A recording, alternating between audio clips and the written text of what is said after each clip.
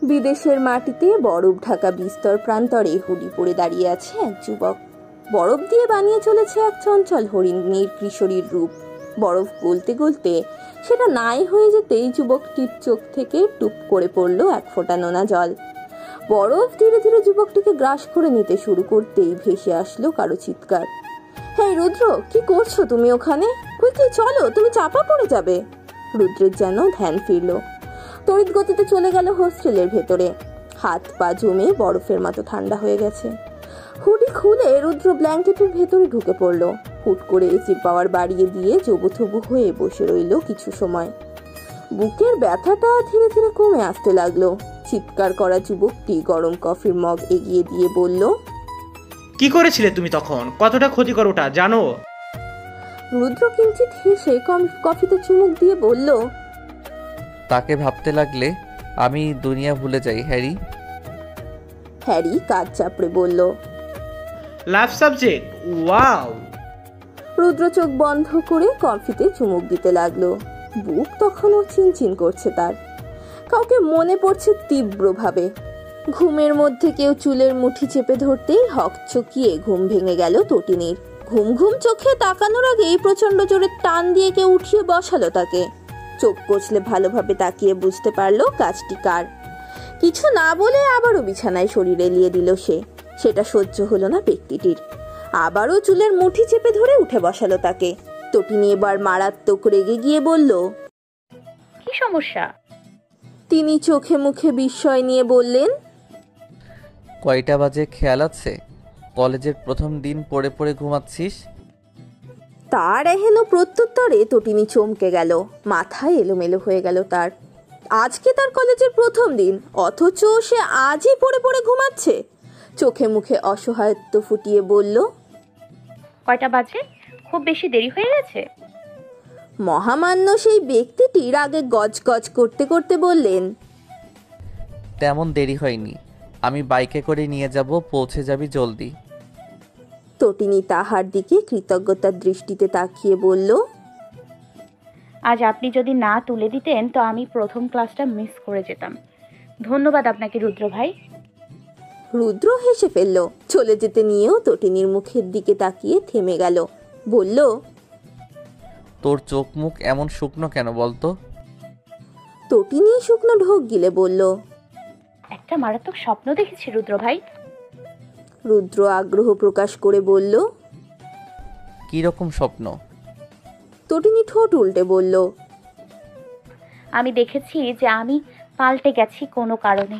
আপনার সাথে কথা টথা বলছি না, আপনি বিদেশে চলে গেছেন পড়াশোনা করতে। কিসব অনুভূতি, কিসব কি দেখলাম রুদ্র ভাই, আর মনেও পড়ছে না। রুদ্র অবাক হয়ে তাকিয়ে বলল, কি দেখে ঘুমিয়েছিলি বলতো? একটা স্যাড এন্ডিং মুভি দেখেছিলাম। রুদ্র গম্ভীর স্বরে বলল, এই জন্যই। তা আর কি কি দেখলি? দেখলাম আমরা ওই যে জাফলং ঘুরতে গিয়েছিলাম না, সেখান থেকে এসেই সব কেমন পাল্টে গেছে। আপনি আগের মতো আমাকে কোথাও ঘুরতে নিয়ে যাননি, সেজন্য আমি অভিমান করে বদলে গেছি। সবচেয়ে আশ্চর্যজনক বিষয় হলো আমি নাকি মেডিকেলের চান্স পেয়েছি। রুদ্র এ পর্যায়ে হেসে ফেলল। বলল, মেডিকেল? তটিনী ঠোঁট ফুলিয়ে বলল, আপনি হাসবেন না তো?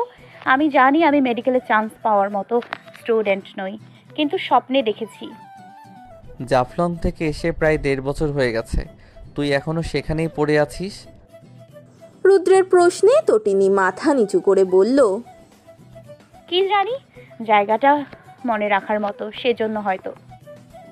রুদ্র দীর্ঘশ্বাস ফেলে বলল, জলদি রেডি হ, কলেজে যেতে হবে তোর।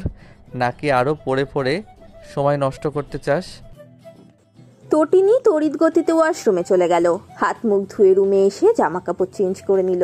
রুদ্র তখন বাইরে বাইকের চাবি হাতে নিয়ে দাঁড়িয়ে আছে। তটিনী ব্যাগ কাঁধে নিয়ে দৌড় দিল। নাস্তার টেবিল থেকে রোবানাহার আর ঈশানী চেঁচিয়ে ডাকলেন, কিন্তু সে কানে তুলল না। খেতে বসলে এখন আরও দেরি হয়ে যাবে, তখন রুদ্র ভাই তাকে তুলে আছাড় দিতে দুবার ভাববেন না।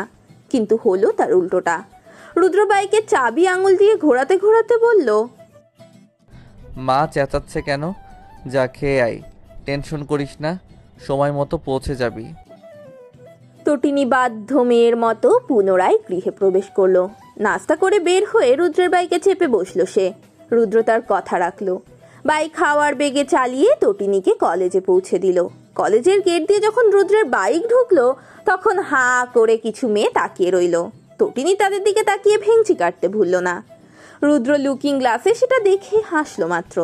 বাইক সাইড করে রুদ্র তটিনীকে নিয়ে নেমে দাঁড়ালো। এটা রুদ্রের প্রাক্তন কলেজ। সে এই কলেজ থেকেই এইচএসসি পাশ করেছে, সেজন্য সবকিছু তার জানাশোনা আছে। তটিনীকে নিয়ে সোজা প্রিন্সিপালের রুমে গেল সে। নিজের পরিচয় দিতে প্রিন্সিপাল চিনতে পারলেন তাকে। রুদ্র তটিনীকে দেখিয়ে বলল, স্যার, ও আমার কাজিন, এই কলেজেই ইন্টার ফার্স্ট ইয়ারে ভর্তি হয়েছে। প্রিন্সিপাল হেসে বললেন, বেশ তো। স্যার, ও একটু চঞ্চল, সেজন্য পরিচিত, এটাতেই ভর্তি করিয়ে দিয়েছি। আপনারা একটু খেয়াল রাখবেন। যদিও ও অপরিচিতদের সামনে ভদ্র হয়ে থাকে, কিন্তু বলা তো যায় না, বুঝতেই পারছেন।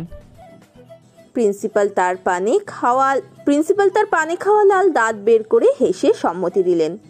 তটিনী তখন রাগে ফেটে পড়বে ভাব। বের হতেই রুদ্রের হাত খামচে ধরে বলল, আপনি ওগুলো কি বললেন? আমি কি অভদ্র? রুদ্র নিজের হাত ছাড়িয়ে নিয়ে বলল, এমন বাঘিনীর মতো খেপেছিস কেন? আমি কি মিথ্যা বলেছি নাকি? যা সত্যি তাই বলেছি, যাতে তোকে নিয়ে কোনো সমস্যা না হয়।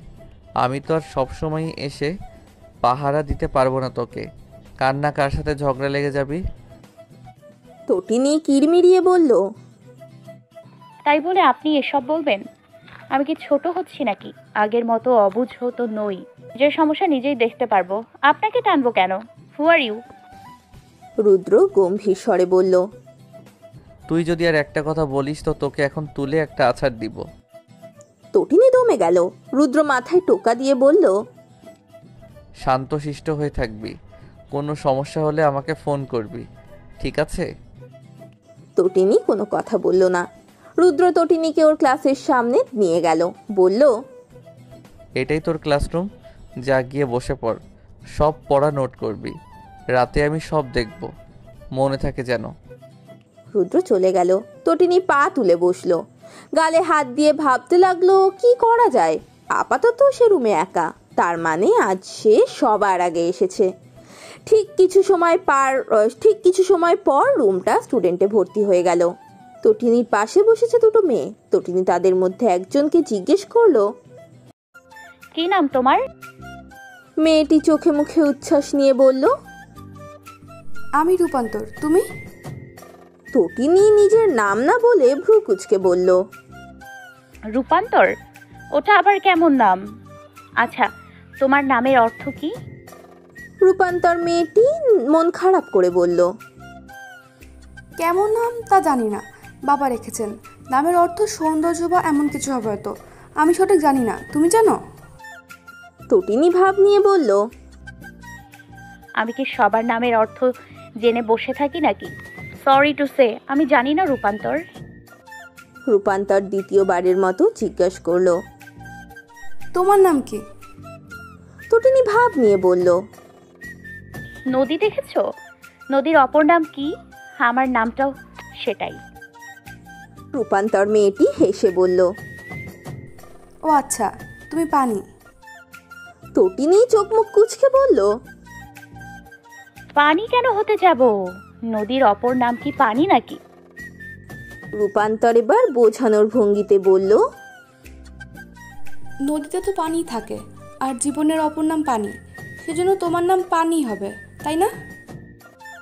তটিনী চোখ মুখ উল্টিয়ে বমি করার ভঙ্গি করলো। তারপর বলল, তুমি কে ভাই? হু আর ইউ? আমার পাশে বসেছো কেন? এমন গাধা মাইয়া জীবনেও দেখি নাই। অথচ রুদ্র ভাই আমাকে বলে আমি নাকি দুনিয়ার সবচেয়ে পচা গাধা। রূপান্তর উৎসাহ প্রকাশ করে বলল, রুদ্র ভাইকে? তটিনী বাঁকা হেসে বলল, কেন, প্রেম করবা নাকি? করতে পারো, আমার রুদ্র ভাইয়ের গার্লফ্রেন্ড কিছু নেই। হেতি পিওর সিঙ্গেল পোলা, একেবারে খাঁটি। রূপান্তরের মন নেচে উঠল। বললো কেন নয়, প্লিজ তার সাথে আসার পরিচয় করে দিবা, রুদ্রর বোন।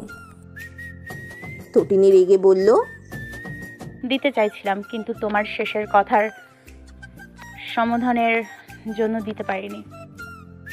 রূপান্তর হয়তো কিছু বলতে চাইছিল, কিন্তু তার আগেই ক্লাসে স্যার প্রবেশ করলেন। পরিচয় পর্ব যখন বলতে বলা হলো, তখনই রূপান্তর তটিনীর নাম জানতে পারলো। অবশেষে সে বুঝলো নদীর অপর নাম হলো তটিনী। কলেজে আজ পরিচয় পর্বটাই হলো। বইপত্র কেনার পর 2 দিন বাদে ক্লাস শুরু হবে এবং সেদিন থেকে সবাইকে যথাক্রমে কলেজের ইউনিফর্ম পরে আসতে হবে। আগামীকাল হবে নবীনবরণ উৎসব, সেটা নিয়ে অনেক এক্সাইটেড সবাই। রূপান্তর ও তটিনী হেঁটে যাচ্ছিল মাঠ দিয়ে। রূপান্তর প্রশ্ন করলো, বলো তো আমার নামের অর্থ কি? তখন তো তুমি আমাকে জিজ্ঞেস করেছিলে, এবার তুমি বলো তো। নদীর পানি? তটিনী চোখ মুখ কুঁচকে বলল, একদম আমাকে নদীর পানি বলবে না। রূপান্তর নিজের চোখের চশমা ঠিক করে বলল, ঠিক আছে, বলবো না। এবার আমার নামের অর্থ বলো। তটিনী রূপান্তরে চোখ বুলিয়ে নিল, তারপর বলল, যার রূপ বেয়ে বেয়ে পড়ে তাকেই রূপান্তর বলে। রূপান্তরের চোখের চশমা চোখ থেকে নাকের ডগায় চলে আসলো। বেচারি খালি মুখে বিষম খেয়ে বলল, এটা কেমন লজিক? তটিনী ভাব নিয়ে বলল, আমার লজিক। আমি যাও বলতে পেরেছি, তুমি তো তাও পারোনি। Stupid girl. কথাটা রূপান্তরের ইমেজে লাগলো। সে বলল, আচ্ছা, তুমি আমার সম্পূর্ণ নামের অর্থ বলো তো। কোন নামটা? আমার সম্পূর্ণ নাম রোকেয়া বিনতে রূপান্তর। তটিনী ভাবুক স্বরে বলল, ও আল্লাহ, তুমি বেগম রোকেয়া? তোমাকে তো দেশের জনগণ খুঁজছে, নিয়মিত তোমাকে নিয়ে ট্রোল হয় জানো। বাংলার ইয়াং জেনারেশন তোমার ওপর ক্ষেপে আছে। প্রতিদিন তোমাকে নিয়ে হাজার হাজার পোস্ট হয় ফেসবুক, ইনস্টাগ্রামে। রূপান্তর কান চেপে ধরে বলল, কিন্তু আমি সে নই। আমি রোকেয়া বিনতে রূপান্তর, নট বেগম রোকেয়া, ওকে? তটিনী ঠোঁট উল্টে হুঁ বলতেই রূপান্তর পুনরায় বলল। তটিনী কিছু সেকেন্ড মনে মনে কিছু আওড়ালো, তারপর বলতে শুরু করলো, মুসাম্মদ রোকেয়া বিনতে আক্তার চৌধুরী খানম বেগম, মজুমদার খান সরকার, এমপি, আওয়ামী লীগ, স্বেচ্ছাসেবক লীগ, জঙ্গি, পুলিশ বাহিনী, নৌবাহিনী, বিমান বাহিনী, শিকদার ওরফে রূপান্তর। রূপান্তর মাথা ঘুরিয়ে মাঠের মধ্যে পড়ে গেল। তটিনী তড়িৎ গতিতে বসে পড়ল মাঠে। রূপান্তর তখন নিভু নিভু চোখে চেয়ে আছে। তটিনী কাদো কাদো মুখ করে বলল, ফাঁসিয়ে দিচ্ছ ভাই। রুদ্র ভাই জানলে আমার খবর করে দেবে। তুমি প্লিজ এখানে অজ্ঞান হয়েও না রূপান্তর। তোমার বাসাতে সারাদিন অজ্ঞান হয়ে পড়ে থাকো, আমি কিচ্ছু বলবো না, কিন্তু এখানে না প্লিজ। রূপান্তর আস্তে করে বলল, পানি খাওয়াবে আমাকে প্লিজ? তটিনী নিজের ব্যাগ থেকে বোতল বের করলো। ততক্ষণে কয়েকজন এসে ভিড় করে দাঁড়িয়েও পড়েছে। পানি খেয়ে রূপান্তর ধীরে সুস্থে উঠে বসলো। তারপর সবার দিকে তাকিয়ে বলল, সবাই চলে যেতে লাগলো। রূপান্তর তটিনীর কাঁধে হাত রেখে বলল, আপনি তটিনী, উঠা আমাকে। তটিনী ভ্রু কুচকে তাকিয়ে বলল, তোমার কথার সুর চেঞ্জ হলো কেন? তুই বলছো কেন? আপনি বলবা। বাপমা সম্মান করতে শেখায়নি তোমাকে? রূপান্তর হেসে বলল, আর একটা কথা বলবি তো লাথি মেরে তোকে উকানটা পাঠাবো। তটিনী, কিসের আপনি? হ্যাঁ, আমরা আজ থেকে বন্ধু, ওকে? তটিনী অবাক হয়ে বলল, মাথা ঘুরে পড়ে তুমি স্মৃতি হারালে নাকি গো? তোমার নাম তোমার মনে আছে তো? বলো তো, তোমার নাম কি বাচ্চা? রূপান্তর শরীর দুলিয়ে হাসলো, বলল, আমি হলাম বাংলার বিখ্যাত বেগম রোকেয়া, যাকে নিয়ে প্রতিনিয়ত সব জায়গায় কথাবার্তা হয়। আমি একজন সেলিব্রিটি উইমেন্স। তাছাড়াও আমি আওয়ামী লীগ, বিএনপি, স্বেচ্ছাসেবক লীগ, সাথে সেনাবাহিনী, নৌবাহিনী ও বিমান বাহিনী।